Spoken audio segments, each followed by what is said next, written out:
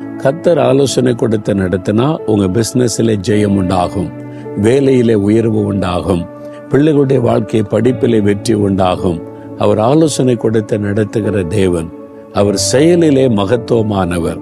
வேறு ஆலோசனை கொடுத்து விட்டு ஒதுங்கி நிற்கிற ஆண்டவர் அல்ல. அதை செயல்படுத்தி காண்பிக்கிற தேவன் உங்களுக்கு செய்வார். ஆண்டவர் ஆலோசனை கொடுத்துட்டாரு, அது எப்படி செய்யறது? அவர் செயல்படுத்தி தருவார். அதனால பயப்படாதுங்க. ஆண்டவர் எங்களுக்கு ஆலோசனை கொடுத்து விட்டு ஒதுங்கி நிற்கவில்லை. தேவனுடைய கூடாரத்தை பார்க்குறீங்க, அதை பார்க்கறதுக்கு நிறைய பேர் பல இடத்துல இருந்து வர்றாங்க. என்ஜினியர்ஸ் எல்லாம் வருவாங்க.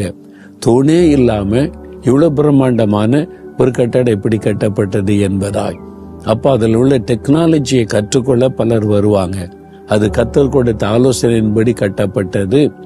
ஆனா அதை செய்து முடிப்பதற்கும் கர்த்தர் பலன் கொடுத்தார். வெறும் ஆலோசனை கொடுத்துட்டு சரி நீங்க செய்யுங்க என்று ஒதுங்கி நிற்கவில்லை. நான் செய்து முடிப்பேன் என்று அவர் தான் அதை செய்து முடித்தார். செயலிலே மகத்துவமானவர். அப்ப ஆலோசனை பெற்று நீங்க ஆலோசனை கொடுத்துட்டீங்களா, ஆண்டவரே இன்னும் நான் பார்த்துக்கிறேன்னு சொல்லக்கூடாது.